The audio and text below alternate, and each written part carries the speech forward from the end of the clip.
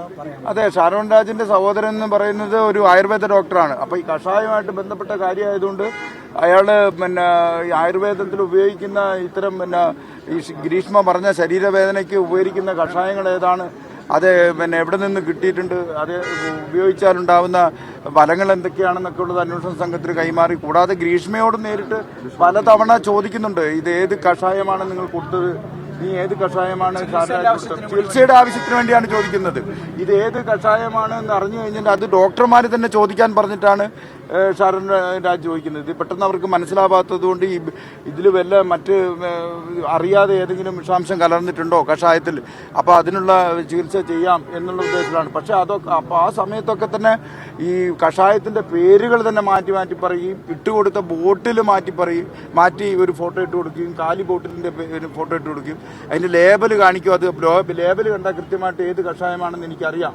എന്ന് ആയുർവേദ ഡോക്ടറായ സഹോദരൻ പറയുമ്പം അത് ലേബൽ ഇളകിപ്പോയി, അത് ലേബൽ കാണുന്നില്ല എന്ന് കള്ളം പറയുകയും ചെയ്തു. അന്വേഷണത്തിന് നിരന്തരമായിട്ട് അല്ലെങ്കിൽ ഈ ഷാരോൺ രാജ് മരിക്കണം ചികിത്സ കിട്ടാതെ എന്നുള്ള കടുത്ത തീരുമാനത്തിൽ ഉറച്ചു നിന്നിരുന്ന പ്രതി ഇതൊന്നും തന്നെ തുറന്നു പറയാൻ തയ്യാറായി.